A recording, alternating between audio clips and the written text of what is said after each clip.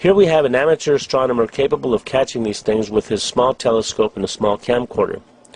As it always goes with discoverers of great things, he has no funding, no high-end telescopes, no high-end cameras. He has found something that through his apparatus that he invented is capable of capturing interstellar spacecraft.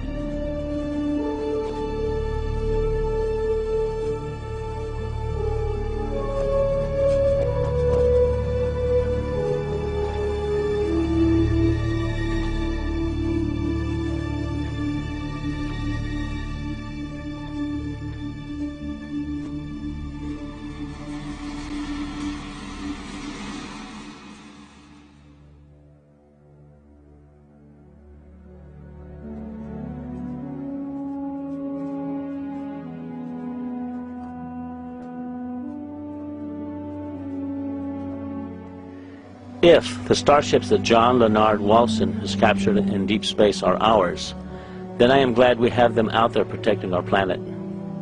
What they are protecting us from is thought-provoking, to say the least. These things are enormous. On the other hand, if they are not ours, I wonder who or what is operating them. There was a fear then of something out there. It became a very big concern. Asteroids, UFOs, people coming from other places. Paranoia was also there within the government. At certain levels, you could feel it. You knew it was happening. I noticed the satellites' positionings. I said, now this is supposed to be a system that tracks radar anomalies on Earth, right? You know, the whole thing, the movement. Yep, that's what it does. And I said, well, why are half of them pointed towards the outer space? Towards the moon, towards areas that are just blank space. Well, I don't know, was the reply. He says, never thought about it. He says, well, at least half of those satellites you got up there aren't looking at Earth. I said, what are they looking for? He says, well, you got to have need to know about that. I said, I see. In other words, who's coming? He says, we don't know.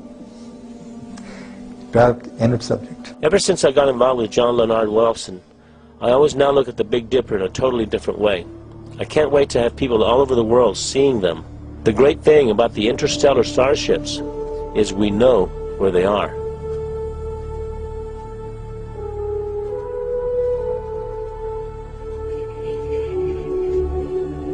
One of the scientists said it's the Star Wars project. Okay. If that's the case, where were we when they put these things up there? When one thinks how much one large structure weighs, it's inconceivable how we got it into deep space. The machinery it would take to construct one of these things is no less conceivable. And the fact that they can expand and transform into different shapes in deep space is extraordinary.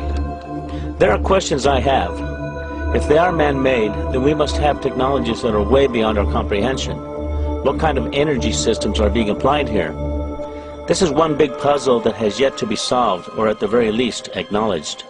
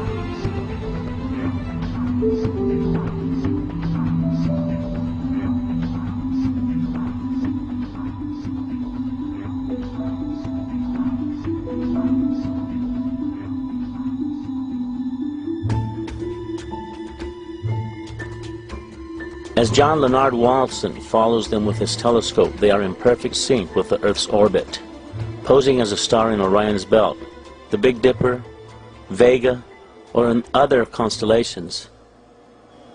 This means that perhaps if one structure is 2.5 light years away, it may be orbiting around Earth at millions of miles per hour. With those kinds of velocities, and with the capability of being able to effortlessly change and transform, it takes an enormous amount of energy. What kind of alloys are they made of that allows them to transform and retract at these velocities in deep space?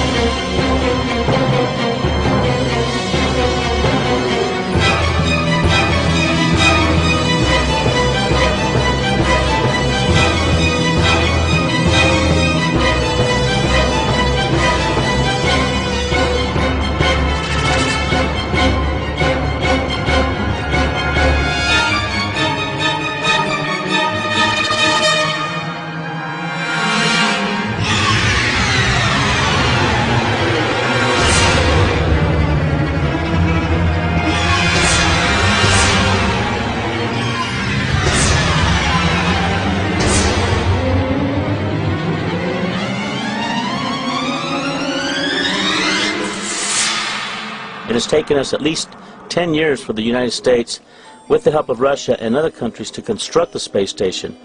And when you look at these huge structures that are in deep space, you just have to wonder, what are these things? Who inhabits them? There are rumors about secret projects where men and women have been sent into outer space as an exchange program. You need to think about this. We have wars going on right now here on Earth. Our planet is in turmoil. People of the Earth have no concept as to what reality is anymore. We are too busy fighting terrorists, too busy looking out for human enemies. Is something more sinister awaiting our planet? Are we under observation and under close scrutiny? We don't know what we are about to learn about the interstellar communities that are obviously among us, orbiting our planet in our immediate solar system. For the moment, we have barely tipped the iceberg.